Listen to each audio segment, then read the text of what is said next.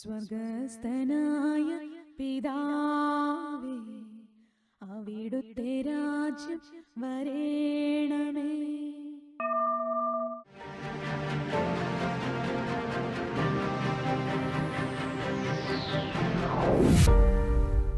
ഈശോയ്ക്ക് നന്ദി പറയാം. നമ്മൾ ഈ കുറേ ദിവസങ്ങളായി സഭയിലൂടെ യേശുക്രിസ്തു ചെയ്ത വലിയ കാര്യങ്ങളെക്കുറിച്ച് നമ്മൾ ധ്യാനിക്കുകയാണ്. നമ്മുടെ ഉള്ളിൽ ആത്മാവായി ലോകത്തെയും പാപത്തെയും സാത്താനെയും ജയിച്ചവൻ ഇന്ന് ദൈവം, ഞാൻ പറയുന്നത് സ്വർഗത്തിലല്ല, നമ്മുടെയൊക്കെ ഉള്ളിലാണ്. നമ്മുടെ ഉള്ളിൽ വസിക്കുന്ന ദൈവത്തെ നമ്മൾ തിരിച്ചറിയുമ്പോഴാണ് നമുക്കൊരു വലിയ പോരാട്ടമുണ്ട് ഈ ഭൂമിയിൽ. സാത്താനോടുള്ള പോരാട്ടത്തിലാണ് നമ്മൾ അറിയപ്പെടുന്നത് തന്നെ സമരസഭ എന്നാണ്. നമ്മളത് പ്രതീക്ഷിക്കണം. പൗലോസ്ലീയ തിമോത്തിയോട് പറഞ്ഞൊരു കാര്യമുണ്ട്, സൈനിക സേവനത്തിൽ ഏർപ്പെട്ടിരിക്കുന്നവർ എന്ന് പറയുമ്പോൾ നമ്മൾ സൈനിക സേവനത്തിൽ ഏർപ്പെട്ടിരിക്കുന്ന ഒരാളെ പോലെയാണ് നമ്മൾ ഈ ലോകത്തിലെന്നും. വ്യക്തിപരമായ കാര്യങ്ങളൊക്കെ ഉണ്ട്, പക്ഷേ നമ്മുടെ രക്ഷ എപ്പോഴും മുമ്പിൽ കണ്ടുകൊണ്ട്, അല്ലെങ്കിൽ മറ്റുള്ളവരുടെ രക്ഷയും മുന്നിൽ കണ്ടുകൊണ്ട് പ്രവർത്തിക്കുന്നവരായി തീരാൻ.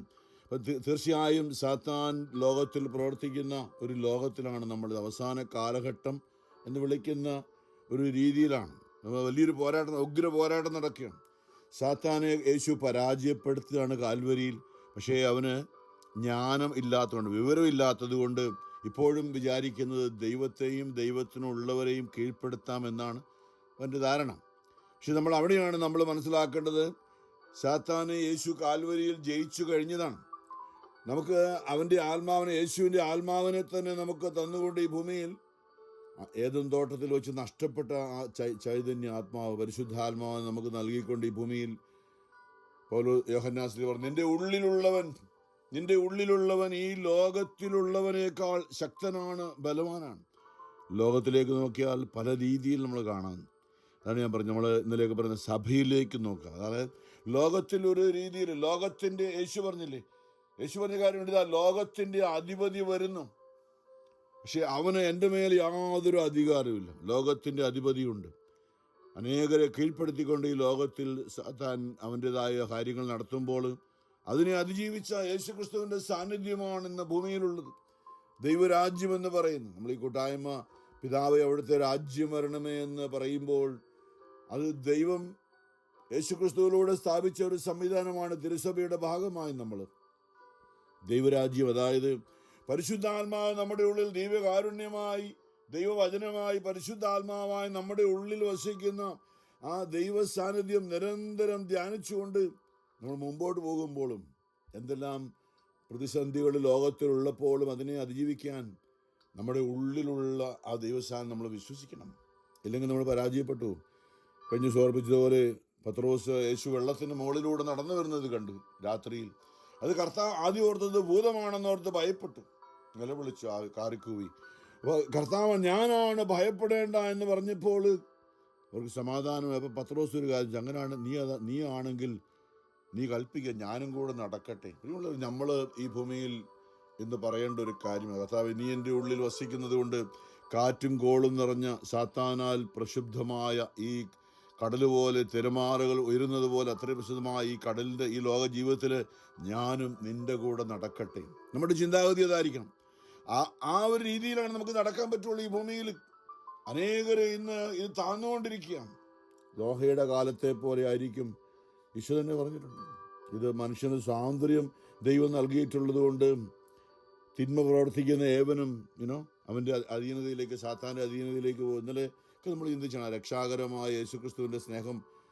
യോഹന്നാൻ്റെ സുവിശേഷത്തിൽ 3-ാമത്തെ അധ്യായം, രക്ഷ പ്രാപിക്കുക. അവനിൽ വിശ്വസിക്കുന്നവരാരും നശിച്ചു പോകാതെ നിത്യജീവൻ പ്രാപിക്കേണ്ടത് എൻ്റെ ഏകജാതനെ നൽകാൻ തക്കവിധം ദൈവം ലോകത്തെ എല്ലാ മനുഷ്യരെയും ദൈവം സ്നേഹിച്ചു. എന്നാൽ ചില സാഹചര്യങ്ങൾ മൂലം ഇന്നും തകർന്നു കിടക്കുകയാണ്. പക്ഷേ ആത്മീയമായിട്ട് പറയുകയാണെങ്കിൽ ശരീരവും മനസ്സും ഈ ലോകത്തിൻ്റെ അധിപതിയായ സാത്താൻ കീഴ്പ്പെടുത്തിയിരിക്കുമ്പോഴും ഉള്ളിൽ ആത്മാവുള്ളത് കൊണ്ട് അവരെ രക്ഷപ്പെടുത്താൻ കർത്താവിന് സാധിക്കുമെന്നാണ്. ഇപ്പം നമ്മൾ ഈ ലോകത്തിൽ എന്തെല്ലാം നടന്നാലും, ആണ് ഞാൻ പറഞ്ഞത്, തിരമാലകൾ ആഞ്ഞടിക്കുമ്പോഴും കർത്താവിൻ്റെ കൈപിടിച്ച് നടക്കാൻ അനേകരെ മനുഷ്യരെ പിടിക്കുന്നവരാക്കാമെന്ന് പത്രോസിനോട് പറഞ്ഞതുപോലെ അനേക മനുഷ്യരെ സാത്താൻ കീഴ്പ്പെടുത്തി വെച്ച അനേക മനുഷ്യരെ, ഞാനിപ്പോൾ ഈ ദേശത്തേക്കൊക്കെ നമ്മളെ ദൈവം അയച്ച് അതിനു വേണ്ടിയിട്ടാണ്. നമ്മൾ അയക്കപ്പെട്ടിരിക്കുന്നവരാണ്. നമ്മൾ ആദ്യം ഇത് മനസ്സിലാക്കണം. അതുകൊണ്ട് ചുറ്റുപാട് നിരന്തരം സാത്താനുമായുള്ളൊരു പോരാട്ടത്തിൽ അവൻ്റെ പ്രവൃത്തി നമ്മൾ കാണുമ്പോഴും ഇന്ന് ആഗോള സഭയിലെ പത്രോസ്ലീഹായുടെ ലേഖനം ഇന്നലെ ഓർപ്പിച്ചതുപോലെ വായന തുടരുകയാണ്. 2 പത്രോസ് 3-ാമത്തെ അധ്യായം 8-ാമത്തെ വചനം എന്ന് പറയുന്ന ഇങ്ങനെയാണ്: പ്രിയപ്പെട്ടവരെ, കർത്താവിൻ്റെ മുമ്പിൽ ഒരു ദിവസം 1000 വർഷങ്ങൾ പോലെയും 1000 വർഷങ്ങൾ ഒരു ദിവസം പോലെയുമാണ് എന്ന കാര്യം നിങ്ങൾ വിസ്മരിക്കരുത് എന്ന് പറയുമ്പോൾ സയൻറ്റിഫിക്കായിട്ട് നമ്മളെ ഒന്ന് കണക്ട് ചെയ്യുകയാണ്. നമുക്ക് കാർബൺ ഡേറ്റിംഗ് എന്നൊക്കെ പറഞ്ഞല്ലേ, അനേകം ഫോസിൽസ് പല വലിയ മൃഗങ്ങളുടെയൊക്കെ ഒരിക്കലും ഭീമാകാരമായ ജീവികളുടെയൊക്കെ ഫോസിൽസൊക്കെ കണ്ടെടുത്ത് അത് millions and millions of years പ്രായമുള്ളതാണ് എന്നൊക്കെ പറഞ്ഞ് പലരും അത് പറഞ്ഞു. അപ്പോൾ അത് അപ്പം ബൈബിളൊക്കെ തെറ്റാണെന്ന്, അതിന് എന്തുമാത്രം ഇത്രയും വർഷം ബൈബിളിൽ നമുക്ക് കാൽക്കുലേറ്റ് ചെയ്താൽ അല്ലേ, നമ്മൾ നോക്കിയാൽ ഇത്രയും വർഷമേ ഉള്ളൂ. ഉൽപ്പത്തി മുതൽ വായിക്കുവാണെങ്കിൽ ഇത്രയൊക്കെ ഉള്ളൂ, ഇതിനൊക്കെ അപ്പുറം ഉണ്ടായിരുന്നപ്പോൾ ദൈവമൊന്നും അല്ല, ഇതൊക്കെ തന്നെ ഉണ്ടായതാണെന്ന് സാത്താൻ ലോകത്തിലോട് വിളിച്ചു പറയുമ്പോൾ അതാണ് ഇന്നത്തെ വചനം. കർത്താവിൻ്റെ മുമ്പിൽ ഒരു ദിവസം 1000 വർഷങ്ങൾ പോലെ എന്ന് പറയാൻ ദൈവത്തിൻ്റെ ഒരു ദിവസം എന്ന് പറയും. നമ്മൾ ഉൽപ്പത്തിയിൽ പലപ്പോഴും ഞാൻ ഓർപ്പിച്ചിട്ടുണ്ട്. അതായത് ഈ സൃഷ്ടികർമ്മം ദൈവം നടത്തുമ്പോൾ ഏതാണ്ട് 4-ാമത്തെ ദിവസമാണെന്ന് തോന്നുന്നു സൂര്യനെയും ചന്ദ്രനെയും ഒക്കെ സൃഷ്ടിക്കുന്നത്, സോളാർ സിസ്റ്റം. അപ്പോൾ ഒരു ദിവസം നമ്മുടെ സോളാർ സിസ്റ്റമൊക്കെ ഉണ്ടാകുന്നതിന് മുമ്പും ഒരു ദിവസം, 1-ാം ദിവസം 2-ാം ദിവസം എന്നൊക്കെ പറയുമ്പോൾ അതാണ് നമ്മൾ മനസ്സിലാക്കേണ്ടത്. അതാണ് ഈ ദിവസം ഇവിടെ പറയുന്നത്. കർത്താവിൻ്റെ മുമ്പിൽ ഒരു ദിവസം 1000 വർഷങ്ങൾ പോലെയാണ്. അതായത് അനാദിയായിട്ടുള്ളവനാണ് കർത്താവ്. അവിടത്തേക്ക് പ്രായമില്ലല്ലോ, അവിടത്തേക്ക് പ്രായം എണ്ണാൻ പറ്റത്തില്ല. യേശു പറഞ്ഞു, ഞാൻ ആൽഫായും ഒമേഗായുമാണ്, ആദ്യനും അന്ത്യനുമാണ്, യുഗങ്ങൾക്ക് അറുതിയില്ലാത്തവനേ എന്നാണ് ദൈവത്തെ വിളിക്കുന്നത്. അപ്പം നമ്മൾ ഈ പറയുന്ന നമ്മളിന്ന് 2026 എന്നൊക്കെ പറയുമ്പോൾ 2000 വർഷം ഒക്കെ കടന്നു, അതിനൊക്കെ അപ്പുറം ബില്യൺസ് ഓഫ് ഇയേഴ്സ് കണക്കില്ലാത്ത രീതിയിൽ ആകാശത്തിലേക്ക് നോക്കിക്കൊണ്ട് അബ്രാഹത്തോട് ദൈവം ചോദിച്ചാണ്, നിനക്ക് ആ നക്ഷത്രങ്ങളുടെ എണ്ണം എടുക്കാൻ പറ്റുമോ? ഇന്ന് 2026 എത്രമാത്രം സാങ്കേതിക ശാസ്ത്രവിദ്യകൾ പുരോഗമിച്ചിട്ടും ആർക്കെങ്കിലും എണ്ണം എടുക്കാൻ പറ്റിയിട്ടുണ്ടോ? എന്തുമാത്രം നക്ഷത്രങ്ങളുണ്ടെന്ന്. പ്രിയമുള്ളവരെ, അവിടെയാണ് നമ്മൾ അമ്പരം അനവരതം ദൈവമഹത്വത്തെ വാഴ്ത്തിപ്പാടുന്നു. അവിടേക്ക് നോക്കി ദൈവത്തിൻ്റെ പ്രവൃത്തി കാണാൻ, ലോകത്തിലേക്ക് നോക്കിയാലല്ല. ലോകത്തിലേക്ക് നോക്കിയാൽ മുഴുവനും സാത്താൻ്റെ പ്രവൃത്തിയാണ്. അതിലേക്ക് നോക്കിയിരിക്കാനല്ല നമ്മളെ വിളിച്ചിരിക്കുന്നത്. നമ്മളെ വിളിച്ചിരിക്കുന്നത് ദൈവത്തിൻ്റെ പ്രവൃത്തി, ദൈവത്തിൻ്റെ രക്ഷാകരമായ പ്രവൃത്തിയിലേക്ക് നോക്കിക്കൊണ്ട് ആനന്ദിക്കുവാനായിട്ടാണ്. സകല വിശുദ്ധരും അത് കണ്ടാണ് ജീവിച്ചത്. തീർച്ചയായിട്ടും ഈ ഭൂമിയിലൊരു പോരാട്ടമുണ്ട്. മറ്റനേകരെ കൂടി നമ്മൾ ദൈവത്തെങ്കിലേക്ക് അവരുടെ ആത്മാക്കളെ നേടാനായിട്ട് ദൈവം, പക്ഷെ അത് നേടുന്നത് ഈ അനശ്വരനായ ദൈവത്തിൻ്റെ ശക്തിയുടെ മഹത്വം നമ്മളിൽ ഉള്ളത് കൊണ്ടാണ്. അത് നമ്മളിലൂടെ അനേകരിലേക്ക് കൈമാറുവാനായിട്ട് ദൈവം നമ്മളായിരിക്കുന്ന ദേശം, നമ്മൾ അമേരിക്കൻ നാട്ടിൽ ജനിച്ചെങ്കിലും നമ്മൾ വന്നായിരിക്കുന്ന അമേരിക്കനാണ്. നമ്മളായിരിക്കുന്ന ഇന്ന് ന്യൂജേഴ്സിക്ക് വേണ്ടി, ടെക്സാസിന് വേണ്ടി പ്രാർത്ഥന സൂസൻ ഓർപ്പിച്ച ജോലി സ്ഥലത്തൊക്കെ നമ്മൾ കാണുന്നവർ അനേകരെ നമ്മൾ കണ്ടുമുട്ടും പലരെയും. അപ്പോൾ അവരെയൊക്കെയും ദൈവം നമ്മുടെ മുമ്പിലേക്ക് കൊണ്ടുവരാണ്. എന്താ? അവരുടെ ഉള്ളിലൊരു ആത്മാവുണ്ട്, അത് ദൈവത്തെ തേടുന്നതാണ്. അപ്പം ആ ദൈവത്തെ തേടുന്ന ആത്മാവിനെ ദൈവകരങ്ങളിലേക്ക് പിശാചിൻ്റെ അധീനതയുള്ളവരെ പോലെ നേടുവാനായിട്ട് ദൈവം നമ്മുടെ മുമ്പിലേക്ക് കൊണ്ടുവരും. നമ്മൾ ആ ഒരു ആത്മീയ ഉൾക്കാഴ്ച തുറക്കണം, അല്ലേ?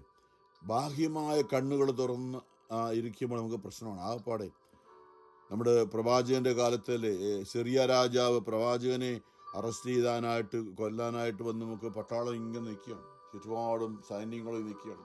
അപ്പോൾ പ്രവാചകൻ്റെ എലീഷ പ്രവാചകൻ്റെ വേലക്കാരൻ ആകപ്പാടെ ഭയം നിലവിളിച്ചതാ. എല്ലാവരും നമ്മളിപ്പോൾ കീഴടങ്ങുന്ന അവിടെ മുഴുവൻ പട്ടാളം, ചുറ്റുപാട് മുഴുവൻ ആ പ്രദേശം കണ്ണെത്താ ദൂരത്തിൽ സിറിയയുടെ പട്ടാളം വന്ന് നിൽക്കുകയാണ്.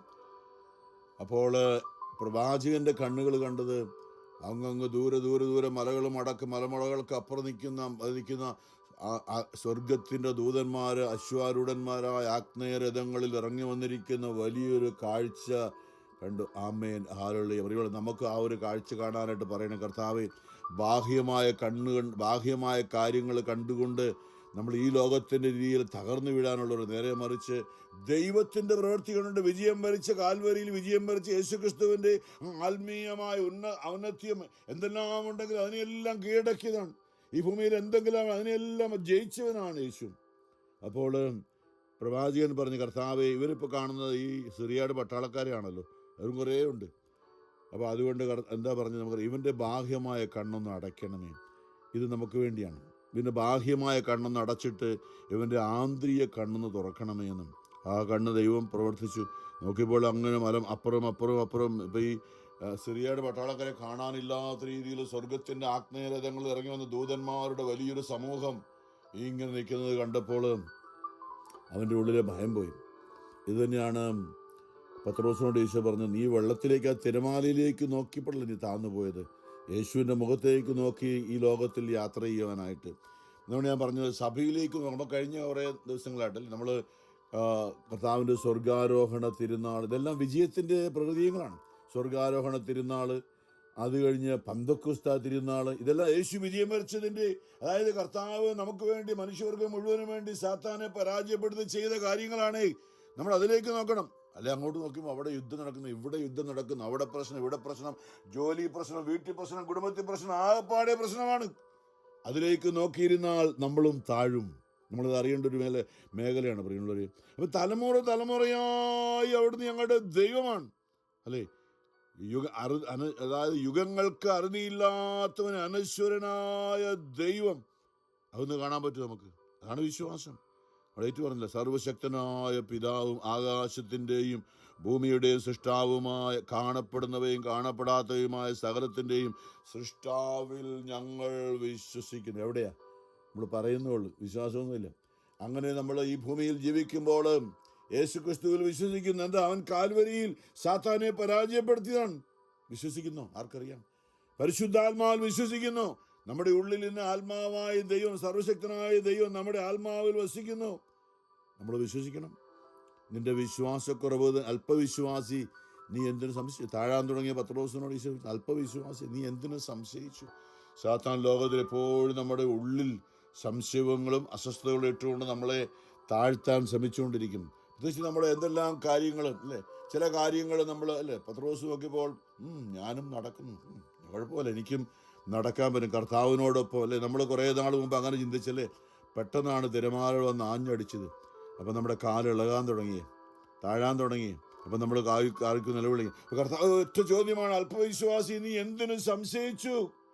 നമ്മളോട് ഇന്ന് ചോദിക്കുന്ന ചോദ്യം, അല്പവിശ്വാസി, നീ എന്തിനു സംശയിച്ചു? ഇതേക്കുറിച്ചാണ് നമ്മളെ പത്രോസ്ലിയ ഓർപ്പിക്കുന്നത്.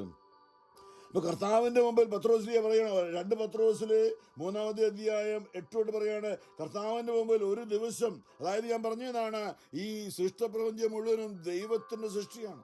മില്യൺസ് ഓഫ് ഇയേഴ്സ് ഉള്ള ആ ഫോസിൽസ് ഒക്കെ കണ്ടെടുത്താലും അതും ദൈവം സൃഷ്ടിച്ചത് തന്നെയാണ്.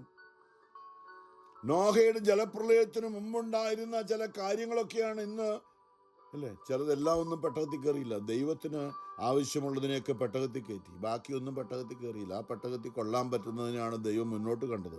അപ്പം അതിനു പെട്ടകത്തെ പോലും മുക്കിക്കളയുന്ന വലിയ ജാതി ജന്തുക്കളൊക്കെ ലോകത്തിലുണ്ടായിരുന്നു.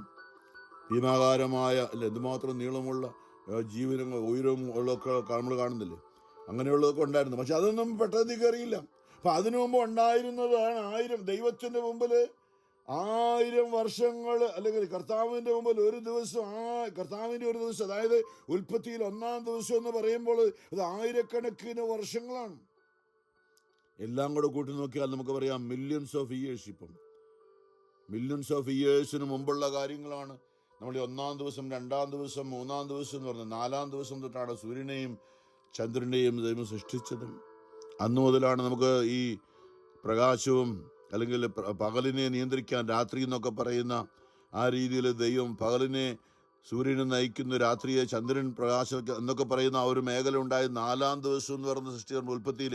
അപ്പം അതിനു മുമ്പ് കർത്താവ് 1-ാം ദിവസം എന്നാണ് പറഞ്ഞിരുന്നത്. അപ്പം 1-ാം ദിവസം ദൈവത്തിൻ്റെ 1-ാം ദിവസമാണ്, ദൈവത്തിൻ്റെ ഒരു ദിനമാണ് പറഞ്ഞത്. ദൈവത്തിൻ്റെ, കർത്താവിൻ്റെ ഒരു ദിവസം 1000 വർഷങ്ങൾ പോലെയും, 1000 വർഷങ്ങൾ ഒരു ദിവസം പോലെയുമാണ്.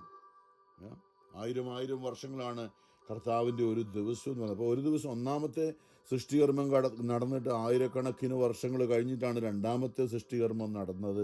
നമ്മൾ ആ രീതിയിൽ അതിനെ കാണേണ്ടത് എന്ന കാര്യം നിങ്ങൾ വിസ്മരിക്കരുത്. ഓർപ്പിക്കുകയാണ് പത്രോസ്, സഭയുടെ ആദ്യത്തെ മാർപ്പാപ്പ ഒരു ചാക്രിക ലേഖനം പോലെ നമ്മളോട് ഓർപ്പിക്കുകയാണ്. കാലവിളംബത്തെക്കുറിച്ച്, നമ്മുടെ ഈ സമയത്തെക്കുറിച്ചും കാലത്തെക്കുറിച്ചും ചിലർ വിചാരിക്കുന്നത് പോലെ കർത്താവ് തൻ്റെ വാഗ്ദാനങ്ങൾ പാലിക്കുന്നതിൽ താമസം വരുത്തുന്നില്ല. ആരും നശിച്ചു പോകാതെ, നോക്കി, ആരും നശിച്ചു പോകാതെ, ഒരുവൻ പോലും നശിച്ചു പോകത്തില്ല. നമ്മൾ ഈ കാണുന്ന ആരും, കാരണം യേശു ക്രിസ്തു എല്ലാവരെയും സ്വന്തമായി, യേശു വിലയ്ക്ക് വാങ്ങിയതാണ്. നോക്കി, നമ്മൾ വിലയ്ക്ക് വാങ്ങിയ സാധനം ആരെങ്കിലും പറയാണ് എൻ്റേതാണ്, നമ്മൾ വിട്ടുകൊടുക്കും? നോക്കി, നമ്മൾ എവിടെ വരെ ഇപ്പോൾ അവിടെ വരെ ഇപ്പോൾ നമ്മുടെ സ്വന്തമാണ്. അപ്പോൾ അതാണ് താൻ യേശു കാൽവരിയിൽ വിലയ്ക്ക് വാങ്ങിയതാണ്. ഞാൻ പറയും, യേശു കുരിശിൽ മരിച്ചപ്പോൾ അതിനു മുമ്പ് ഭൂമിയിൽ ജീവിച്ചിരുന്നവരെ പോലെ സാത്താൻ്റെ അധീനതയിലാക്കിയിരുന്ന അവന് പാതാളത്തിൽ ഇറങ്ങിച്ചെന്നുകൊണ്ട് 1 പത്രോസ് 3 പത്രോസിലാണ് ഇന്നത്തെ ലേഖനത്തിൻ്റെ 1 പത്രോസിൻ്റെ പുറകിലോട്ട് വായിക്കാനും കാണാൻ സാധിക്കും. അവൻ മരിച്ചടക്കപ്പെട്ടപ്പോൾ അവന് യേശു മനുഷ്യനാ ഭൂമിയിൽ വരുന്നതിന് മുമ്പ് ഭൂമിയിൽ മരിച്ച് ആദം മുതൽ ഇങ്ങോട്ട് സാത്താൻ്റെ അധികാരം, അന്നും എല്ലാം പാപത്തിന് മോചനമില്ലായിരുന്നുകൊണ്ട് സാത്താൻ്റെ അധീനതയിലേക്ക് എല്ലാവരും പൊക്കോണ്ടിരുന്നു. നമ്മൾ ഈ യേശു ക്രിസ്തുവിനെ കുറിച്ച് പറയുന്നുള്ളൊരു വാക്കുണ്ടല്ലോ, അവൻ മരിച്ച് അടക്കപ്പെട്ട് അവൻ പാതാളങ്ങളിൽ ഇറങ്ങിയെന്ന്. ഇംഗ്ലീഷിൽ പറഞ്ഞാൽ he descended into hell എന്നാണ് പറയുന്നത്. സാത്താൻ്റെ താവളമാണ് ഹെല്ല്. അതായത് അന്ന് വരെ യേശുവിൻ്റെ കാലം വരെയും പാപത്തിന് പരിഹാരമില്ലാതിരുന്നുകൊണ്ട് മരിച്ചവരെല്ലാം സാത്താനെ കൊണ്ടുപോയിക്കൊണ്ടിരുന്നത്. അവനോർത്ത് എന്നും ഇങ്ങനെ ആയിരിക്കുമെന്നേ. പക്ഷെ യേശു കാൽവരിയിൽ, ഞാൻ പറയുന്നു, അവിടെ യുദ്ധം എന്തായിരുന്നു? അവിടെ സ്നേഹവും ക്ഷമയും സഹനവും, ഈ 3 ആയുധങ്ങൾ സാത്താൻ്റെ കയ്യിൽ ഇല്ലാത്ത ആയുധങ്ങളാണ്. പലപ്പോഴും ഓർപ്പിച്ചിട്ടുണ്ട്, അമേരിക്ക ഇന്ന് സൂപ്പർ പവറാന്ന് പറഞ്ഞ് എന്തുകൊണ്ട്? വേറെ ഒന്നും കൊണ്ടല്ല, മറ്റു രാജ്യങ്ങൾക്കൊന്നും ഇല്ലാത്ത കുറേ ആയുധങ്ങൾ അമേരിക്കയുടെ കയ്യിലുണ്ട്. അപ്പോൾ ദൈവത്തിൻ്റെ, യേശുവിൻ്റെ കയ്യിൽ, സാത്താൻ്റെ കയ്യിൽ ഇല്ലാത്ത ആയുധങ്ങളായിരുന്നു. സാത്താൻ ഒരിക്കലും സ്നേഹിക്കാൻ പറ്റില്ല, ക്ഷമിക്കാൻ പറ്റില്ല, സഹിക്കാനും പറ്റില്ല. ആ 3 ആയുധങ്ങൾ, അതാണ് നമ്മൾ ഗത്സമന തോട്ടം മുതൽ പലപ്പോഴും നമ്മൾ ഒരു അത്ഭുതങ്ങളുമില്ല, അവിടെ മുഴുവനും സ്നേഹവും ക്ഷമയും സഹനവുമാണ്. പിതാവേ, അവരെന്താണ് ചെയ്യുന്നത് അറിയുന്നില്ല, അവരോട് ക്ഷമിക്കണമേ. ഇതായിരുന്നു യേശുവിൻ്റെ, വേറൊന്നുമല്ല, ഒരു മുദ്രാവാക്യവും വിപ്ലവകാരവും ഒന്നുമില്ല. പിതാവേ, അവരോട് ക്ഷമിക്കണേ അപ്പ, അവരോട് ക്ഷമിക്കണേ അപ്പ, അവരോട് ക്ഷമിക്കണേ അപ്പ. എന്താ? ഉള്ളിൽ സ്നേഹം നിറച്ചുകൊണ്ടാണ്. ശത്രുക്കളെ സ്നേഹിക്കുക എന്ന് പറഞ്ഞവൻ അത് ഉള്ളിൽ പാലിച്ചുകൊണ്ട് സാത്താനെ യേശു പരാജയപ്പെടുത്തി. ഞാനിങ്ങനെ പറയാറുണ്ട്, പലപ്പോഴും നമ്മളതേക്കുറിച്ച് ധ്യാനിക്കണം. അതായത് സാത്താൻ വിചാരിച്ചു യേശു ദൈവ സ്നേഹമാണ്, യേശു പൂർണ്ണ ദൈവവും പൂർണ്ണ മനുഷ്യനുമാണ് ആയിരുന്നു. ഭൂമി ജീവിച്ചപ്പോഴേ, മനുഷ്യനായി ഭൂമി ജീവിച്ചപ്പോൾ യേശു പൂർണ്ണ മനുഷ്യനായിരുന്നു എന്ന് പറഞ്ഞ് നമ്മളെപ്പോലെ എല്ലാ പ്രലോഭനങ്ങളുണ്ടായി. പക്ഷേ വീണ് നമ്മളെന്ന് പ്രാർത്ഥന, ഞങ്ങളെ പ്രലോഭനത്തിൽ ഉൾപ്പെടുത്തരുതേ. യേശു ഉൾപ്പെട്ടില്ല. അവൻ്റെ ഉള്ളിൽ ആ ശക്തിയുണ്ട്, ജ്ഞാനവും പരിശുദ്ധാത്മ ശക്തിയും ഉണ്ടായിരുന്നുകൊണ്ട് നമ്മളെപ്പോലെ എബ്രായർ 4:14 പറയുന്നുണ്ടല്ലോ, നമ്മളെപ്പോലെ എല്ലാ കാര്യങ്ങളിലും അവനും പരീക്ഷിക്കപ്പെട്ടവനാണ്. പാപം ചെയ്തില്ല. പാപം ചെയ്യാനുള്ള പ്രേരണ വരെ അവനുണ്ടായിരുന്നു, പക്ഷെ അവൻ പാപം ചെയ്തില്ല. അവന് വിശുദ്ധി പാലിച്ചുകൊണ്ട്, ദൈവസ്നേഹം പാലിച്ചുകൊണ്ട് നിന്നു. അതിനാൽ നമുക്ക് ഈ ഭൂമിയിൽ ജീവിക്കുമ്പോൾ പിതാവിൻ്റെ വലത്തുഭാഗത്ത് എഴുന്നള്ളിയിരിക്കുന്ന അവൻ്റെ മുമ്പിലേക്ക് നമുക്ക് ധൈര്യപൂർവ്വം ചെല്ലാണെന്ന് നമ്മൾ ഈ കരുണയുടെ പ്രാർത്ഥനയിൽ പറയുന്നു. ഇപ്പോൾ ചിന്തിച്ചാണ്, വെളിപാട് 5 ദൈവസന്നിധിയിൽ തൻ്റെ മുറിവേറ്റ ശരീരവും പ്രദർശിപ്പിച്ചുകൊണ്ട് പിതാവിൻ്റെ മുമ്പിൽ നിൽക്കുകയാണ്. ഈ ഭൂമിയിൽ ആരെങ്കിലും, ഭൂമിയിൽ സഭ സ്ഥാപിച്ചിട്ടുണ്ട്, ഈ ഭൂമിയിലെ സഭയിലൂടെ എന്തെങ്കിലും പ്രാർത്ഥന ഉയരങ്ങളിലേക്ക് ഉയരുമ്പോൾ, ഉയരങ്ങളിലേക്ക് ഉയരട്ടെ ഹൃദയവിചാര വികാരങ്ങൾ. ഇംഗ്ലീഷിലും എല്ലാ കുർബാനയിലും പറയുന്നുണ്ട്, നമ്മുടെ ഹൃദയങ്ങൾ ഉന്നതങ്ങളിലേക്ക് ഉയരട്ടെ എന്ന്.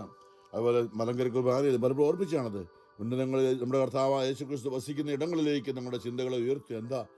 യേശുക്രിസ്തു പിതാവിൻ്റെ വലത്തുഭാഗത്ത് ഇന്ന് മനുഷ്യവർഗത്തിന്റെ പാപം മുഴുവൻ ഏറ്റവനായി മുറിവേറ്റ കുഞ്ഞാടായിട്ടാണ് വെളിപാട് 5 കാണുന്നത്. രക്തമൊലിക്കുന്ന ഒരു കുഞ്ഞാട് ഇപ്പോഴും നിൽക്കുകയാണ്. ഞാൻ ഈ പറയുമ്പോഴും നിൽക്കുകയാണ്. വാനമേഘങ്ങളിൽ എഴുന്നള്ളി വരുമ്പോഴാണ് അവൻ്റെ അധികാരത്തോടെയുള്ള ആ രംഗപ്രവേശനം. വാനമേഘങ്ങളിൽ ദൂതന്മാരുടെ അകമ്പടിയോടുകൂടി എഴുന്നള്ളി വരുന്നൊരു ലോകം ഉള്ളിടത്തോളം കാലം. അതാണ് പൗലോസ് പറയുന്നത്, പത്രോസിൽ നിന്ന് നമ്മൾ ഓർപ്പിക്കുന്നത്, ആരും നഷ്ടപ്പെട്ടു പോകാതെ ഒരുവൻ പോലും. കാരണം യേശു എല്ലാവരെയും വിലയ്ക്ക് വാങ്ങിയതാണ്, അവൻ്റേതാണ്. സാത്താനെ അവസാനം അവൻ നാണം കെട്ടുപോകും എന്ന് പറയുന്നത് ആത്മീയമായിട്ടാണ്. അവൻ വിചാരിച്ച് പലരെയും കൊണ്ടുവന്നു. പക്ഷേ ഞാൻ പറയുന്നത്, സഭയിലൂടെ ഇന്ന് കരുണയുടെ പ്രാർത്ഥനയിലൂടെ ദിവസം ഓർപ്പിച്ചു, നമ്മുടെ പ്രാർത്ഥനയ്ക്ക് അനേകർക്ക് വേണ്ടി കൊടുക്കുമ്പോൾ അത് ദൈവിക പ്രവൃത്തിയാണ്. അനേകർ യേശു നേടിക്കൊണ്ടിരിക്കുകയാണ്. അപ്പം നമ്മൾ വിചാരിക്കുന്നത് പോലെ അല്ല എന്ന് പറയണം. കർത്താവിന്റെ വാഗ്ദാനങ്ങൾ പാലിക്കുന്നതിൽ താമസം വരുത്തുകയില്ല. ആരും നശിച്ചു പോകാതെ. യോഹന്നാൻ 6:39 പിതാവേ, അവിടുന്ന് എനിക്ക് നൽകിയവരിൽ ഒരുവനെ പോലും ഇടത്തുവശത്തേക്ക്, ഒരു വിധി നാളിൽ ഒരുവൻ പോലും ഇടത്തുവശത്തേക്ക് പോകാൻ ഈശോ അനുവദിക്കില്ല. നമ്മൾ അറിയണം പ്രിയമുള്ളവരെ. ആ മത്തായി 25 ദൈവത്തിന്റെ ആ നീതിയുടെ കാര്യമാണ് പറഞ്ഞത്. ഏതാ, കുറെ പേര് പാപം ചെയ്തൊരു ഇടത്തുവശത്തേക്കും നന്മ ചെയ്തൊരു വലത്തുവശത്തേക്കും നിർത്തപ്പെടുന്നു. പക്ഷേ യേശു ക്രിസ്തുവിന്റെ കരുണ, അതാണ് നമ്മളിന്ന് ചിന്തിക്കുന്ന കരുണ. ആ കരുണയാൽ ദൈവം പ്രവർത്തിച്ചുകൊണ്ട്, സഭയിലൂടെ പ്രവർത്തിച്ചുകൊണ്ട്, അല്ലെ, എല്ലാവരും ആരും നശിച്ചു പോകാതെ എല്ലാവരും അനുതപിക്കണമെന്ന് അവിടുന്ന് ആഗ്രഹിക്കുന്നത് കൊണ്ട് നിങ്ങളോട് ദീർഘക്ഷമ കാണിക്കുന്നുവെന്നേ ഉള്ളൂ. നശിച്ചു പോകാതെ നമ്മൾ ഈ കരുണയ്ക്ക് വേണ്ടി പ്രാർത്ഥിക്കുമ്പോൾ പലപ്പോഴും നിന്നൊരു കാര്യമുണ്ടല്ലോ. റോമർക്കുള്ള ലേഖനത്തില് മനുഷ്യൻ വിചാരം എന്നൊക്കെ പറഞ്ഞു. ദൈവമൊന്നും ഇതൊക്കെ തന്നെ ഉണ്ടായതാണ്, ഇങ്ങനൊരു ബിഗ് എക്സ്പ്ലോഷൻ വഴി ഉണ്ടായതാണെന്നൊക്കെ പറഞ്ഞുകൊണ്ട് അനേകർ ലോകത്തിൽ വാദിക്കുന്നുണ്ട്, ഭയങ്കര ബഹളത്തോടെ വാദിക്കുന്നുണ്ട്. അത് പൗലോസ് അതേക്കുറിച്ച് തൻ്റെ ലേഖനത്തിൽ, റോമർക്കുള്ള ലേഖനം 1-ാമത്തെ അധ്യായത്തിൽ നമ്മൾ പലപ്പോഴും ചിന്തിച്ചിട്ടുണ്ട്. റോമർ 1:18 പറയുന്നുണ്ട്, മനുഷ്യരുടെ സകല ദുഷ്ടതയ്ക്കും അനീതിക്കുമെതിരായ ദൈവത്തിൻ്റെ ക്രോധം ആകാശത്ത് നിന്ന് പ്രത്യക്ഷപ്പെടുന്നു. അവർ തങ്ങളുടെ അനീതിയിൽ സത്യത്തെ തളച്ചിടുന്നു. അതായത് നുണ പറഞ്ഞുകൊണ്ട് സത്യത്തെ മറച്ചിടുന്നു. ദൈവത്തെക്കുറിച്ച് അറിയാൻ കഴിയുന്നതൊക്കെ അവർക്ക് വ്യക്തമായി അറിയാം. ഈ പ്രപഞ്ചത്തിലേക്ക് നോക്കിയാലേ, അല്ലേ, ഞാൻ പലപ്പോഴും ഓർപ്പിച്ചിട്ടുണ്ട്, ഒരു ഡ്രാഗൺ ഫ്ലൈ, ഒരു തുമ്പിയില്ലേ, അതിൻ്റെ കണ്ണുകൾ പറഞ്ഞ് കോമ്പൗണ്ടായി എന്നാണ് പറഞ്ഞത്. അതിങ്ങനെ ആയിരക്കണക്കിന് കണ്ണുകൾ ചേർന്ന് വലിയ 2 കണ്ണുകൾ രൂപപ്പെട്ടിരിക്കുകയാണ്. അതിന് കാണാൻ ചുറ്റുപാട് 360 ഡിഗ്രി കാഴ്ചയാണ് അതിന്. ആ കണ്ണുണ്ടായത് തന്നെ ഉണ്ടായതാണ്, പൊട്ടിത്തെറിച്ചപ്പോൾ ഉണ്ടായതാണ്. നമ്മൾ ചിന്തിക്കുന്നവർ ചിന്തിക്കണം, അത് ദൈവത്തിൻ്റെ എത്രയോ പ്ലാൻ. ആയിരക്കണക്കിന് കണ്ണുകൾ, ചെറിയ കണ്ണുകൾ ചേർത്ത് വെച്ചുണ്ടാക്കുക തുമ്പിയുടെ കണ്ണുകളെ അത് തന്നെ ഉണ്ടാകണം ഇല്ല. അതിൻ്റെ പിറകിലൊരു ഡിസൈനുണ്ട്, അതിൻ്റെ പിറകിലൊരു ജ്ഞാനമുണ്ട്. അതാണ് ദൈവിക ജ്ഞാനം എന്ന് പറയുന്നത്. അപ്പോൾ ദൈവത്തെക്കുറിച്ച് അറിയാൻ കഴിയുന്നതൊക്കെ വ്യക്തമായി പ്രപഞ്ചത്തിലേക്ക് നോക്കിയാൽ അവർക്കറിയാം. ദൈവം അവയെല്ലാം അവർക്ക് വെളിപ്പെടുത്തിയിട്ടുണ്ട്. ലോക സൃഷ്ടി മുതൽ ദൈവത്തിൻ്റെ അദൃശ്യ പ്രകൃതി, അതായത് കാണാൻ പറ്റില്ല ദൈവത്തെ, അങ്ങനെയാണ് ആദ്യം മുതൽ അങ്ങനെയാണ്. അതായത് അവിടുത്തെ അനന്ത ശക്തിയും ദൈവത്വവും സൃഷ്ട വസ്തുക്കളിലൂടെ സ്പഷ്ടമായും അവിടുന്ന് വെളിപ്പെടുത്തിയിട്ടുണ്ട്. സൃഷ്ടവസ്തുക്കളിലൂടെ സ്പഷ്ടമായ മനുഷ്യൻ അറിഞ്ഞിട്ടുണ്ട്. അതുകൊണ്ട് അവർക്ക് ഒഴിവുകഴിവില്ല. There is no excuse. അവർ ദൈവത്തെ അറിഞ്ഞിരുന്നെങ്കിലും അവിടുത്തെ ദൈവമായ മഹത്വപ്പെടുത്തുകയോ അവിടത്തേക്ക് നന്ദി പ്രകാശിപ്പിക്കുകയോ ചെയ്തില്ല. മറിച്ച് അവരുടെ യുക്തിവിചാരങ്ങൾ നിഷ്ഫലമായി തീരുകയും വിവേകരഹിതമായ ഹൃദയം അന്ധകാരത്തിൽ ആണ്ടുപോവുകയും ചെയ്തു. ജ്ഞാനികളെന്ന് അവകാശപ്പെട്ടുകൊണ്ട് അവർ ഫോഷന്മാരായി തീർന്നു. നമ്മൾ വായിക്കണം, റോമർ 1-2 അധ്യായങ്ങളൊക്കെ വായിക്കണം. എന്നിട്ട് 2-ാമത്തെ അധ്യായത്തിൽ ഇങ്ങനെ പറയുന്നുണ്ട്, 4-ാമത്തെ വചനം. എന്നിട്ട് പറയണം, ദൈവം ഇങ്ങനെ പോയവരോട് കരുണ കാണിക്കാൻ ഇന്നല്ലെങ്കിൽ നാളെ അവർ തിരിച്ചു വരാനായിട്ടുള്ള പ്രപഞ്ചത്തിലുള്ള ഇന്ന് അടയാളങ്ങളോ അത്ഭുതങ്ങളോ എന്നൊക്കെ പറഞ്ഞ് ചിന്തിക്കാൻ വേണ്ടിയിട്ടാണ്. അവിടുത്തെ നിശ്ചയമായ കരുണ, റോമർ 2:4, അവിടുത്തെ നിശ്ചയമായ കരുണ അല്ലേ നമ്മൾ പറയുന്നത്. ദൈവമേ കരുണയായിരിക്കണമേ എന്ന് നമ്മൾ പറയുമ്പോൾ എന്താ അതിനർത്ഥം?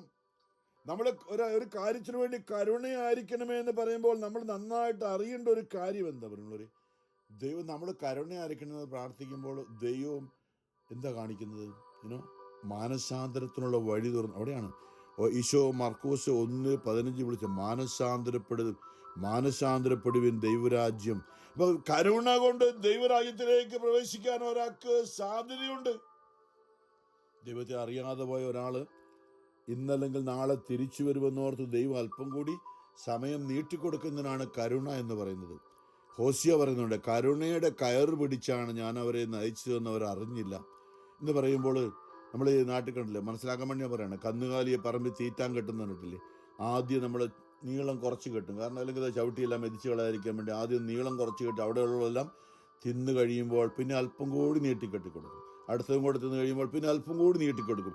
ഇതുപോലെ ദൈവം നമ്മൾ ഇന്നല്ലെങ്കിൽ നാളെ അനുദപിക്കുമെന്ന് കരുതി നമ്മുടെ ആയുസ് ഓരോ ദിവസവും നീട്ടി തന്നുകൊണ്ടിരിക്കുകയാണ്.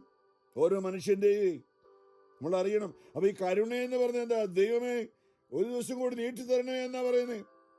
അല്ലാതെ പാപത്തിന്റെ മോചനം അനുതാപത്തിലൂടെ യേശുവിലേക്ക് വരുന്നതുകൊണ്ടാണ് പാപത്തിന്റെ മോചനം കിട്ടുക.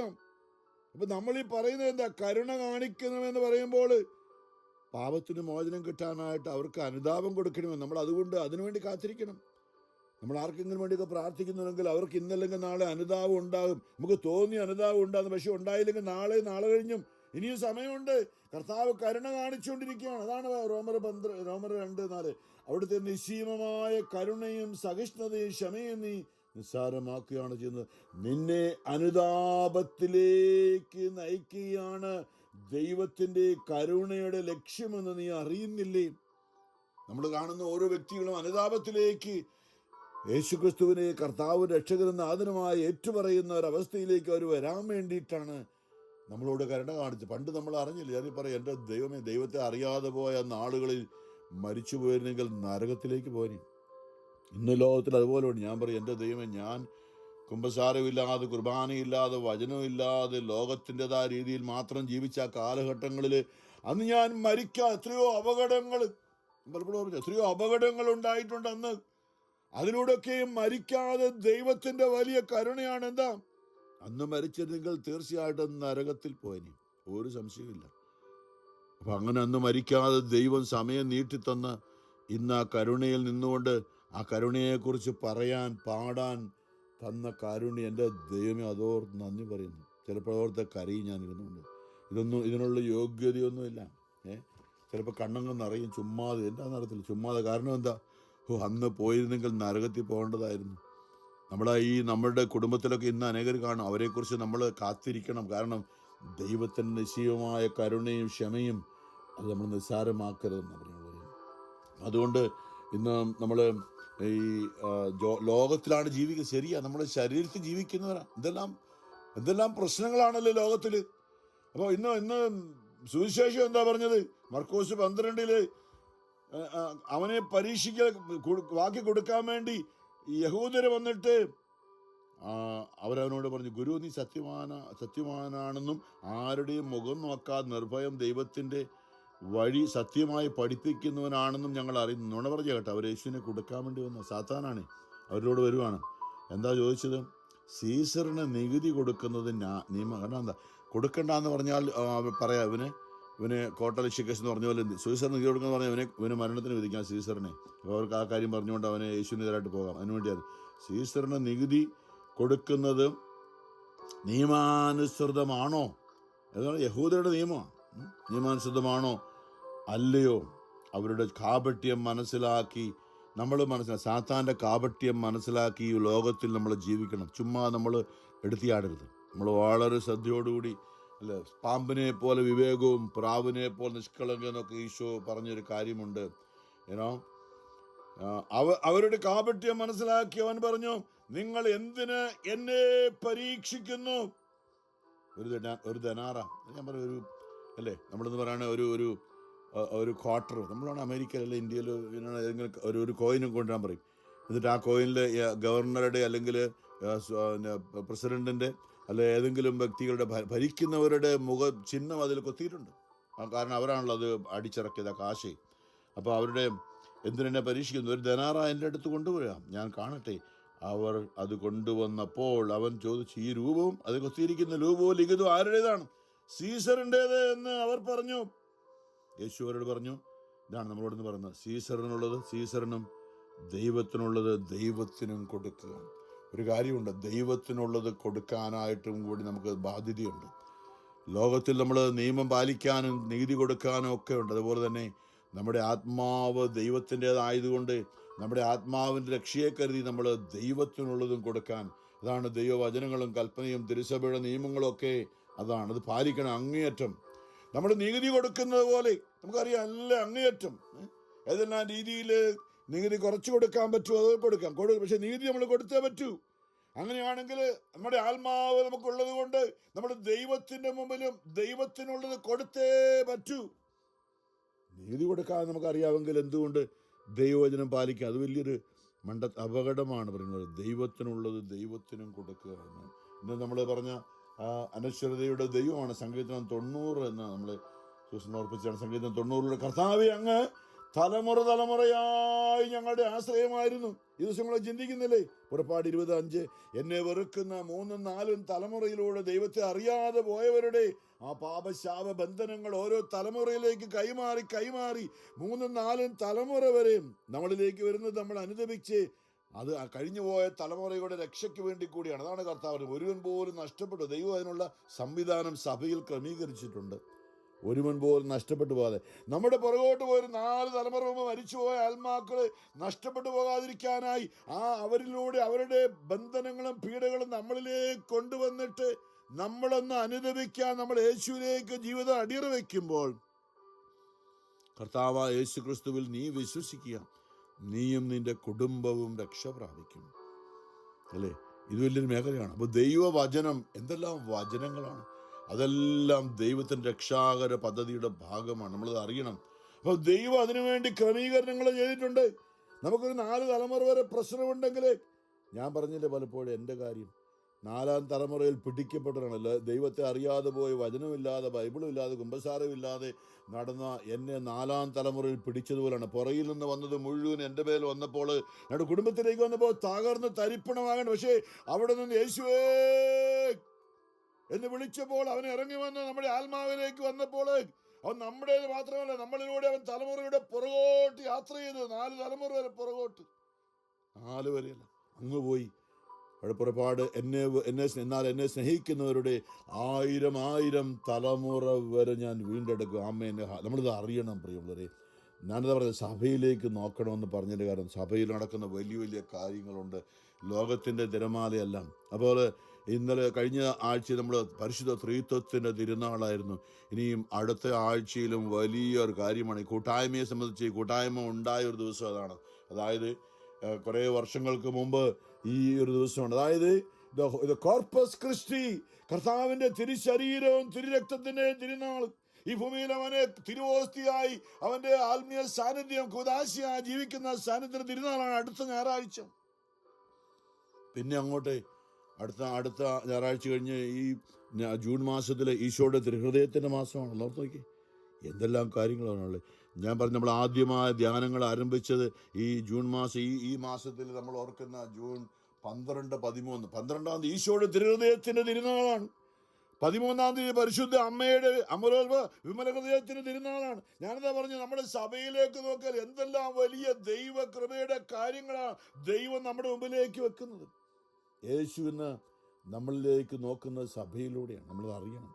ലോകത്തിൽ സാത്താനിന്ന് അവിടെ ഇവിടെയൊക്കെ പ്രവർത്തിക്കുമ്പോൾ അതിലേക്ക് നോക്കി നമ്മൾ പത്രോസ് താഴ്ന്ന പോലെ താഴാൻ ഇടയാകരുത്. അതാണ് തലമുറ തലമുറയായി ഞങ്ങളുടെ ആശ്രയമായിരുന്ന പർവ്വതങ്ങൾക്ക് രൂപം നൽകുന്നതിന് മുമ്പ്, ഭൂമിയതിലെ സമസ്ത വസ്തുക്കളും നിർമ്മിക്കുന്നതിന് മുമ്പ് അവിടുന്ന് ഞങ്ങളുടെ ദൈവമായിരുന്നു. അതുകൊണ്ട് പ്രിയമുള്ളവരെ, നമ്മൾ ഈ ദൈവത്തിൽ ആശ്രയിക്കണം.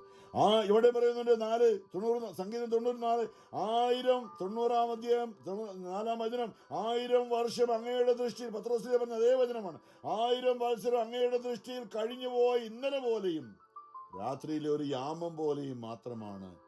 അതുകൊണ്ട് യുഗങ്ങളുടെ രാജാവായ ദൈവം ഞങ്ങളുടെ ആയുസ്സിൻ്റെ ദിനമെണ്ണാൻ, അല്ല ഏറിയാൽ 70, 80. ഞാൻ പറഞ്ഞു, നമ്മുടെ വയസ്സെന്ന് 80 വയസ്സ് തീരുമെന്നാണ് പറഞ്ഞിരിക്കുന്നത്. അതുകൊണ്ട് അതിനു മുമ്പ് ദിവസങ്ങൾ എത്ര ബാക്കിയുണ്ടെന്ന് കണക്ക് കൂട്ടി ഒന്ന് മാനസാന്തരപ്പെടാനായിട്ടുള്ള സമയമാണ്.